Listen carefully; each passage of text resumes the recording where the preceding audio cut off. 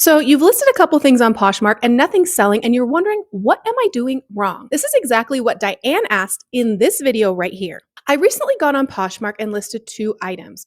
I was on it once many years ago, but I have never sold anything, which limits my interest in continuing. Not sure what I'm doing wrong. So let's dive into Diane's closet to give her some pointers, what she can improve on so she can start making sales. And if you're someone who's also struggled with this is going to help you out. All right, so we open up Diane's profile, and the first thing we notice is that there is no profile photo or banner.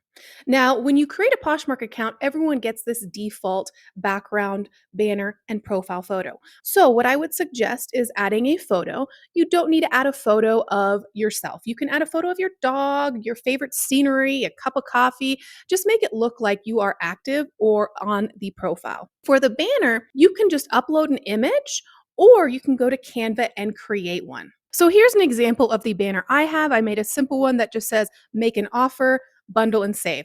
Real simple and sweet. Right here in Canva, it's very funny though how the banner works because if I were to take up this whole space, it would blur out the image and not fit, which is really weird. So you have to minimize it how it looks on here. Wow, that was weird. The dimensions for the banner are 1,250 by 336 pixels. So I'm curious from you as you're watching this, if you were to click on someone's profile and they did not have a profile photo or a banner and nothing was filled out, would you trust this buyer? Or do you feel more comfortable buying from someone who has filled out everything? Leave it in the comments below. Let's dive into the listings. I can see that from the comment when it first came, she said she had two listings. She's obviously been posting since she left the comment. So before I could make the video, which is awesome that she did that. And look at that. She made a sale.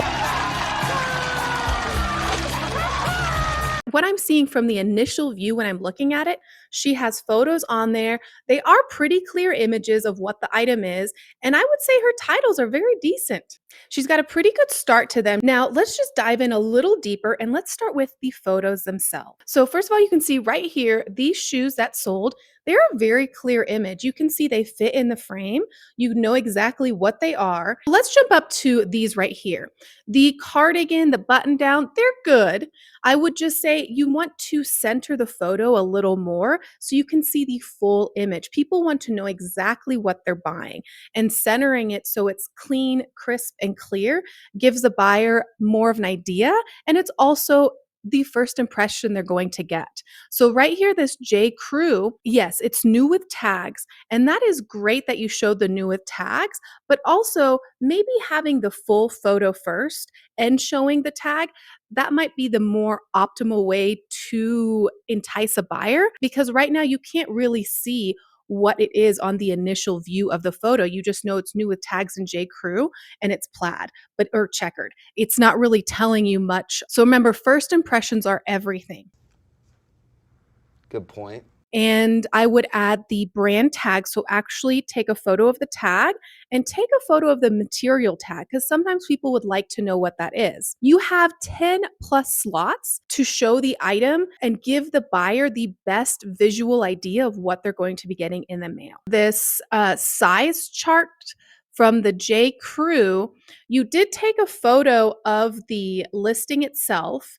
And that's okay. I would say also be careful sometimes with when you upload, stock photos or photos from companies because they have copyright infringement on some of them and you could get penalized for it. That is brand new information. I know a lot of people use them, and if that's what you'd like to do, do it, but also be cautious and do it at your own risk. And this one, you did a nice job. You added the tags, you added the description, you zoomed in nice and close so you could actually kind of see the material and texture of the item. All right, so let's check out this Ralph Lauren then. And look at this. This is great. You did add a nice photo. I would just, like I said, zoom in, have the full angle, and have a full back shot as well. And maybe zoom in on the Ralph Lauren logo, show the tags, the brand tag. But this is what was great is the measurements that you added in the photo as well.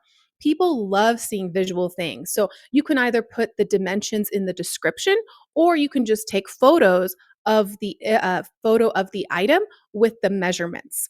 like she did, which was great. And she showed the length of the item, she showed the shoulder width. Pit to pit is always great to know, and also pit to the length to know the length of the sleeve helps as well. So, next, now that we've elevated the photos, let's talk about the titles. These are key because this is how your item is found. Oh, I get it. Let's work on this J. Crew one right here. This J. Crew right here, note spelling. Spelling is important. You do not want to misspell things. So, J. Crew women's blue and white checkered long sleeve shirt, size large. I think that is a solid start. Let's just elevate it a little so it gets a little more of a chance to get found in the search. I'll put up on the screen exactly how I like to structure my titles: brand, item specific, gender, size, color, key descriptors, and then any style keywords if there's room. Poshmark gives you, I don't remember how many characters, but use the characters, use the title space that it gives you to use. So, what we would do is title this, so J. Crew shirt, women's, large, blue, button down, long sleeve, checkered, and then I might add top at the end, but then you can add in your style words if you'd like. And then put the dominant color, because if you put two, that can be confusing. It also takes up the space because down here in Poshmark, you can also pick the colors. So for the colors, you would say blue and white. But of course, if you would like to leave blue and white in there, you can always leave that. So let's do one more. Let's do this cardigan to do a little bit of a different style. We have J. Crew sweater, women's, medium, brown, and then you can say cardigan, long sleeve. It's more of a crew neck. And then is it wool? Maybe put wool in there. It's knit, so put knit in there. Button down. And then at the very end, you could put preppy, minimalistic, some other descriptors if someone's looking for it. Now, those are at the very end. All right, so next, let's go into the description of the item.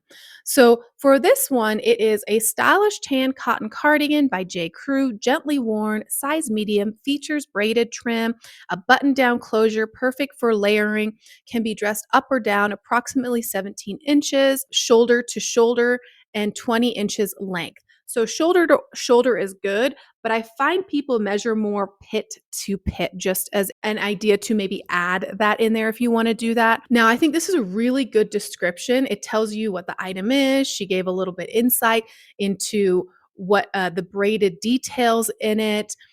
She also left the sizes in there. So she did a really good, solid start on this description. I would always add the fabric content, but if you're taking a photo of the fabric content, I don't put it in the description.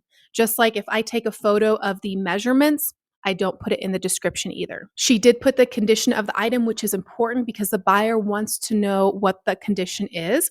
And if you want to be a little more descriptive, I'm putting a ton of words on the screen. And if there is a minor flaw, always zoom in, always point it out. I'll actually show you one of my listings, how I do it, so you can get an idea. One of my listings that I have right here, this one does not have a flaw in it. And then I'll show you one that has a flaw in it. You can see right here how I took a photo and I had everything centered so you can see the full first impression of what the item looks like. And my title is exactly how we discussed. I also zoom in on the details. I zoom in on the pockets and the arms. I also, if it's a pocket, I just slide my hand in there to show it's a pocket so they're aware of it. And then you can see all the different angles I do. I do a full back photo. I zoom in on the detailing of it. I give them a couple different angles so they can really get an idea of what this looks like. So when they get it in the mail, they aren't surprised. You can see I have the brand on there, material tag is on there, and I take the back of it as well for machine washable. Some people really do ask for that. And then this is where I put all of my measurements. You can see pit to pit is measured, top to bottom is measured, and then you have the arm length measured. So it's very clear of what you're getting from this item. My pre-owned is pre-owned, good condition, has normal wear from being worn and washed, but I also note there is minor pilling. Please see photos. Let's do one more to show you the flaw. For the photos, I made up close photos, far photos, different angled photos, back photo. Ooh, that's blurry. That is an example right there of what not to do. Don't do that. For jackets, I actually like to open up the jacket and take a photo on the inside of it to show that it's not no sweat stains or ripped or anything, that it's still in good condition. I do all the photo measurements and also add the tags in there. Now, this is where the flaw is. You can see I zoom in on the flaw. It's a little hard to see. I don't think you can see it as much. It's just a little spot. And then you also can zoom out and see that it is not incredibly noticeable as well. So here you can see I do give the little description of it, and I actually just copy and paste the title in it. Pre-owned, great condition. It is in great condition. There is normal wear from being worn and washed, but there is a minor spot on the right sleeve hem. Please see photo. So I'm very specific on where it is so the buyer knows exactly what they're getting. I do have a video coming up all about pricing and comping, and I'm going to show you exactly how to do that. It's just a lot to put in this one video. All right, so I put together a 5-step action plan that you can take right now. One is add the simple banner and profile like we talked about in the beginning. Update the first images on 3 or more or all of your photos so that way they're fully clear and the buyer knows exactly what they're getting. First impressions are everything. The third thing I'd recommend is adding more photos. It's good to have the front, the back, the tags, like we said, adding into details. The fourth thing is update your title slightly, make it a little bit more SEO. You have a solid start, a solid structure. Just add a few more things so that way when someone's searching, it has a better chance of being found. And fifth, list more items. The more you list, the more of an opportunity you have to make a sale. Money, money, this money, that profit will make me wallet fat. Now, I'm not saying list every day, list 1-2 times a week. Now, Diane, I hope you learned so much in this, and I hope this helps you grow your closet so you make some extra cash on the side. And if you watch this all the way through and you found value in this and you want your closet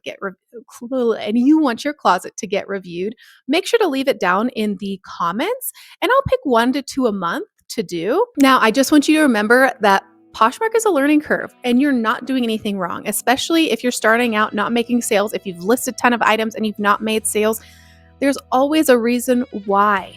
And we have to figure out what is the reasoning why. Is it your photos? Is it your titles? Is it that you are not listing items? Is it stale items? Is it items that are not in good condition that no one wants? Is it brands that people aren't searching for? There's multiple things that could be going on. It's not necessarily you. It's just that it takes a learning curve to figure out how to get these sales.